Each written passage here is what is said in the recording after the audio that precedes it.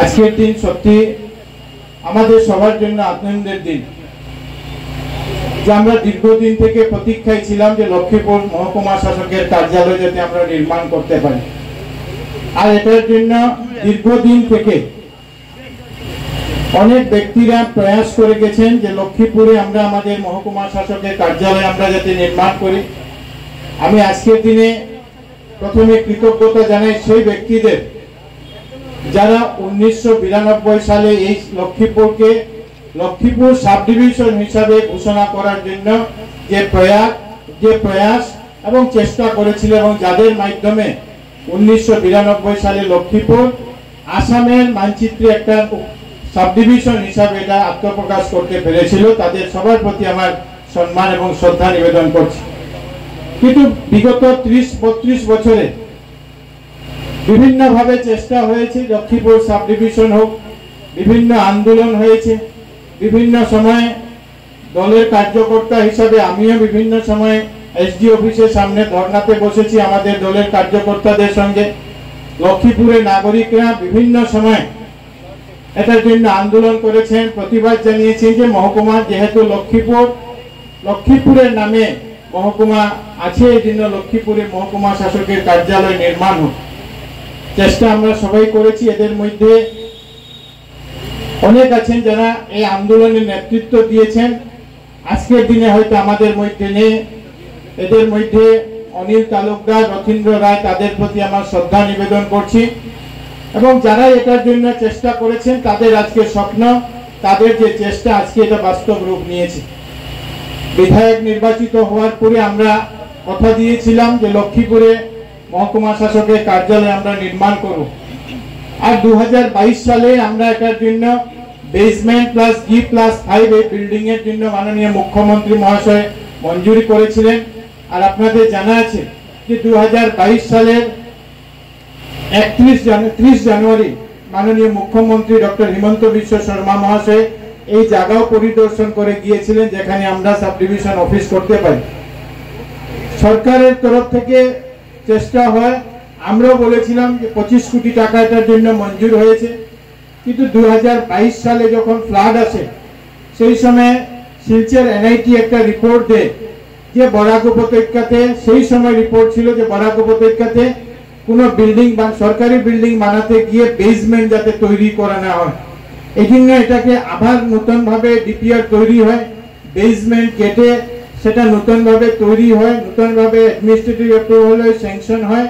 আর এরপরে যে কন্ট্রাক্টর যিনি কাজ পেয়েছেন, গুয়াহাটির কলিতা এন্টারপ্রাইজ মানে কিছু নাম আছে এরকম, যিনি কাজ পেয়েছেন 19,80,00,000 টাকা দিয়ে উনি এই বিল্ডিং এর টেন্ডার উনি পেয়েছেন।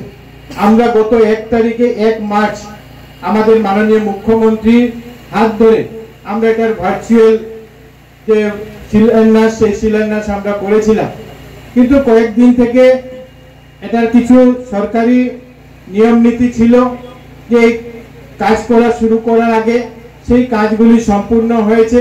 সম্পূর্ণ হয়ে আজকে থেকে আমাদের বিল্ডিং এর কাজ অফিসিয়ালি শুরু হবে। কন্ট্রাক্টর আমাকে জানিয়েছিলেন যে স্যার আমরা রেডি আছি, আমরা এখন এই জমিতে আমরা ভূমি পূজন করে বাস্তু পূজার মাধ্যমে যাতে আমরা এই কাজের শুরুয়াত করতে পারি, সেই উনি বলার পরে আজকে আমরা 26 সেপ্টেম্বর 2024 সালে আমরা এই কাজের আজকে আমরা শুভারম্ভ করতে যাচ্ছি। আর এটার জন্য এই যে বিল্ডিং যেটা তৈরি হবে, এই বিল্ডিং প্রায় 41,000 স্কোয়ার ফুটের G+5 মানে 6 তলা বিল্ডিং হবে। আর পুরো বিল্ডিং যদি আমরা হিসাব করি তো 41,000 স্কোয়ার ফিটের এই বিল্ডিং হবে, যেটার মধ্যে প্রায় 8,000-এর কাছাকাছি এক একটা ফ্লোর আছে। নিচের যে ফ্লোর, এই ফ্লোরে পার্কিং থাকবে, তার উপরে থেকে বিভিন্ন বিভাগের office, excise office, circle office, election office, এখানে ফিশারি অফিস, আমাদের সাব রেজিস্ট্রার অফিস, এই প্রত্যেকগুলো অফিস প্রায় 10টা অফিস এখানে আমরা করেছি। এবং সবচেয়ে যেটা হলো সেটা হলো এসডি অফিস, এবং সঙ্গে সঙ্গে কনফারেন্স হল থাকবে। যে কনফারেন্স হলে আমরা মোটামুটি যে মিটিংগুলো যেগুলো হয় 100 জনের মিটিং যাতে আমরা করতে পারি সেই ব্যবস্থা আছে। দুটা লিফটের ব্যবস্থা আছে যাতে জ্যেষ্ঠ নাগরিকদের উপরে যেতে অসুবিধা না হয় কাজ কাম করতে, এই ব্যবস্থা করা হয়েছে। ভবিষ্যতে হয়তো কোনোদিন এটা জেলাও হতে পারে। আমরা সেই কথা চিন্তা করে আমরা উপরে যেটা আছে, উপরে টপ ফ্লোর যেটা আছে, এটাতে ওয়্যার হাউসের ব্যবস্থা করা হয়েছে, যেখানে আপনারা জানেন যে ইভিএম যেগুলো থাকে, ইভিএম টিভিএম রাখার সেই ব্যবস্থা যাতে করা যায়, সে প্রভিশনে রাখা হয়েছে, যে ভবিষ্যতের কথা চিন্তা করে। আমরা অত্যন্ত আনন্দিত যে আজকে আমরা এই কাজের আপনাদের সবার উপস্থিতিতে একটা ছোট কার্যক্রমের মাধ্যমে আমরা এটাকে আজকে আমরা ভূমি পূজন করতে পেরেছি।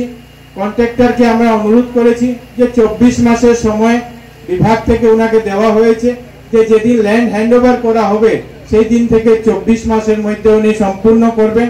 আমি ওনাকে অনুরোধ করেছি যে 24 মাস নয়, আমরা চেষ্টা করুন যে 18 থেকে 20 মাসের মধ্যে যাতে আমরা এটাকে সম্পূর্ণ করতে পারি। কারণ আমরা লক্ষ্য করেছি যে বিভিন্ন কাজ আছে বিগত দিনে, যে কাজগুলি শুরু হয়েছে কিন্তু কাজগুলি শেষ হয়নি। এই জন্য সময়ের মধ্যে যাতে আমরা কাজগুলিকে সম্পূর্ণ করে দিতে পারি সেই চেষ্টা আমরা সবাই মিলে করব। এবং আপনাদের সবাইকে এই লক্ষ্মীপুর শহর শুধু নয়, লক্ষ্মীপুরের মহকুমার প্রত্যেক জনগণকে আজকে আমি শুভেচ্ছা অভিনন্দন জানাই যে দীর্ঘদিন পর আমরা আমাদের আজকে যে আমাদের মহকুমা শাসকের যে কার্যালয়, সেই কার্যালয়ের আমরা আজকে ভূমি পূজার মাধ্যমে আমরা সেটা শুরু করতে পেরেছি। আপনারা জানেন যে 2023 সালে নির্বাচন কমিশন এর মাধ্যমে ডিলিমিটেশনের প্রক্রিয়া অনুষ্ঠিত হয়েছে। আর এই ডিলিমিটেশনের পরবর্তীতে অ্যাডমিনিস্ট্রেটিভ রিফর্মস হিসাবে আসাম সরকার বিভিন্ন পদক্ষেপ গ্রহণ করেছে। আসামের মাননীয় মুখ্যমন্ত্রী উনি চেষ্টা করেছেন যে আমরা আমাদের যে সরকারি যে প্রশাসনিক পরিকাঠামোগুলি আছে সেই পরিকাঠামোগুলোকে যাতে আরো আমরা সুন্দরভাবে শৃঙ্খলাভাবে আমরা করতে পারি সেই প্রয়াস উনি শুরু করেছে। এই জন্য মাননীয় মুখ্যমন্ত্রী মহাশয় আপনারা জানেন যে উনি ঘোষণা করেছিলেন যে আমরা প্রত্যেকটা বিধানসভায় হেডকোয়ার্টার বাদ দিয়ে প্রত্যেকটা বিধানসভায় আমরা এক একটা সাব ডিস্ট্রিক্ট আমরা তৈরি করব এবং সেই একটা নোটিফিকেশন গত বছর সেপ্টেম্বর মাসে আপনাদের জানা আছে একটা নোটিফিকেশন বেরিয়েছে, যেটাতে লক্ষ্মীপুর একটা সাব ডিস্ট্রিক্ট হিসাবে বলা হয়েছে। আমরা সাব ডিভিশন থেকে উপরে সাব ডিস্ট্রিক্টের কথা মাননীয় মুখ্যমন্ত্রী ঘোষণা করেছেন। গত কিছুদিন আগে বাজেট অধিবেশন যখন চলছিল সেই সময় মাননীয় মুখ্যমন্ত্রী মহাশয় ঘোষণা করেছেন যে এখন আমরা সাব ডিস্ট্রিক্ট নয়, আমরা কো ডিস্ট্রিক্ট তৈরি করব। আর কো ডিস্ট্রিক্ট তৈরি মানে কো ডিস্ট্রিক্ট মানে সমজেলা, সাব ডিস্ট্রিক্ট মানে উপজেলা।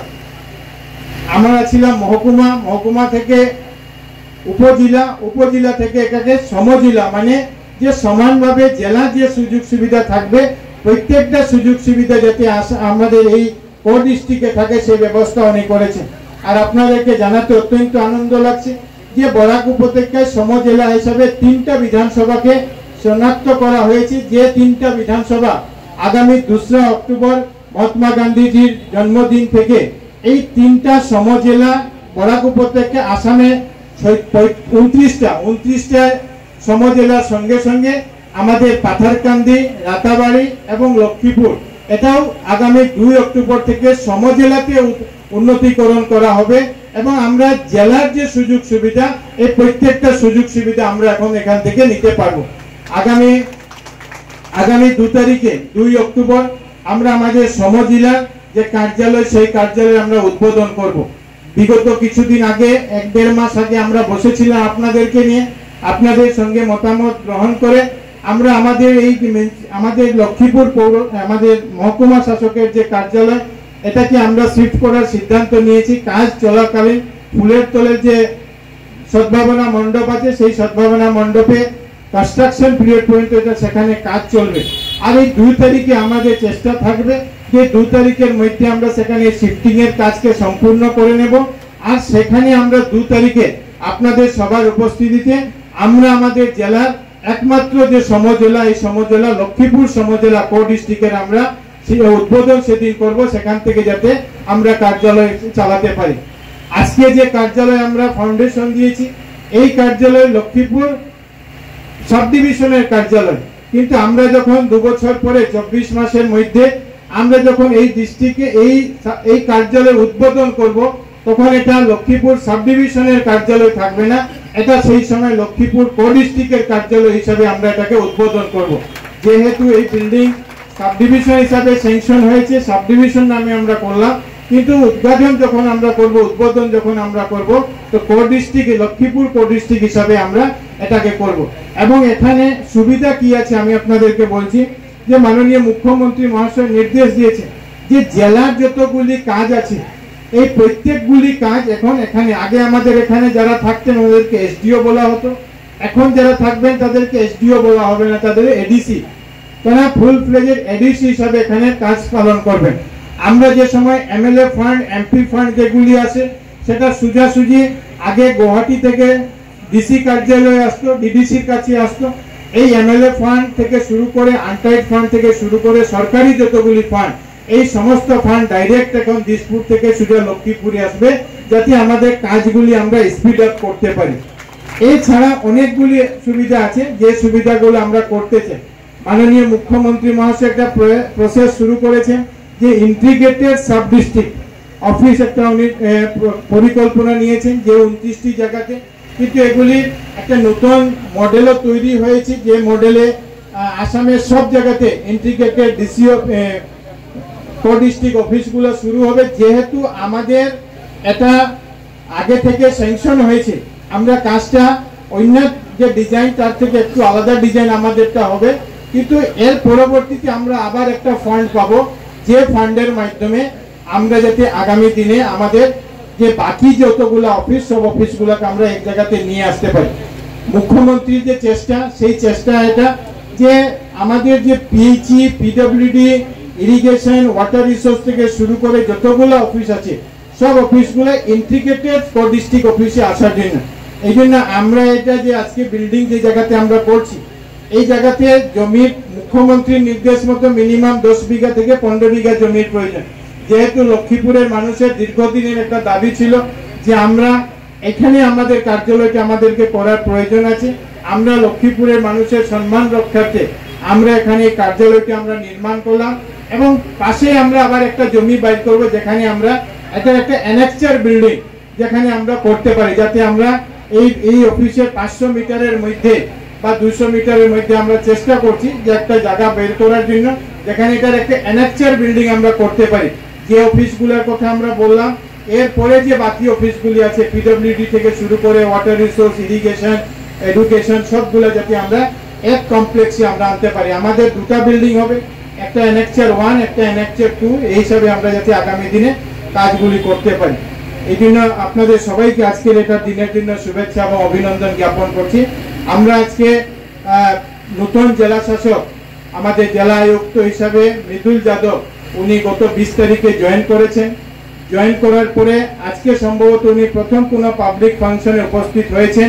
উনি করিমগঞ্জে জেলা শাসক হিসাবে বিগত 2.5 বছর প্রায় দক্ষতার সঙ্গে কাজ করেছে, এবং আমরা অত্যন্ত আনন্দিত যে উনি প্রথমভাবে আমাদের লক্ষ্মীপুর এই কার্যালয়ের উদ্বোধন অনুষ্ঠানে, শিলান্যাস ভূমি পূজন অনুষ্ঠানে উনি উপস্থিত হয়েছেন, যাতে ওনার নেতৃত্বে এই জেলার প্রশাসন আগামী দিনে অনেক ভালো কাজ করবে। আমাদের এখানে অনেক স্টাফের শর্টেজ আছে, সেই স্টাফের শর্টেজগুলো যাতে আমরা আগামী দিনে সমস্যাগুলো সমাধান করতে পারি, এবং বিভিন্ন বিভাগে যে কিছু ত্রুটি বিচ্যুতি আছে যাতে আমরা সেগুলি সমাধান করতে পারি।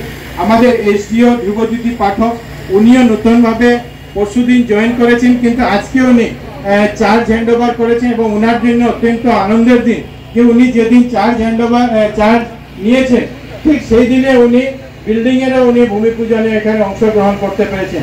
এবং আমার অনুরোধ থাকবে যে আমি পিডব্লিউডি ডিপার্টমেন্টকে বলেছি যে বিল্ডিং যাতে টাইম মতো হয়, এই জন্য আগামী 1 বছর আমরা 3 মাসে রিভিউ করব, আর এর পরের 1 বছর যেটা থাকবে এই পরের 1 বছর আমরা মাসে মাসে রিভিউ করব, যাতে আমরা যে সময় দিয়েছি সেই সময়ের মধ্যে আমরা সম্পূর্ণ করতে পারি। এবং জেলা শাসক এবং আমাদের মহকুমা শাসক দুজনের নেতৃত্বে আমার আশা যে আমরা এই কাজ যেটা আছে এই কাজকে সুন্দরভাবে আমরা সম্পূর্ণ করতে পারবো। এই কোর ডিস্ট্রিক্ট তাদের হাত দিয়ে আমরা কোর ডিস্ট্রিক্ট, নতুন কোর ডিস্ট্রিক্ট আমরা 2 তারিখে উদ্বোধন করব।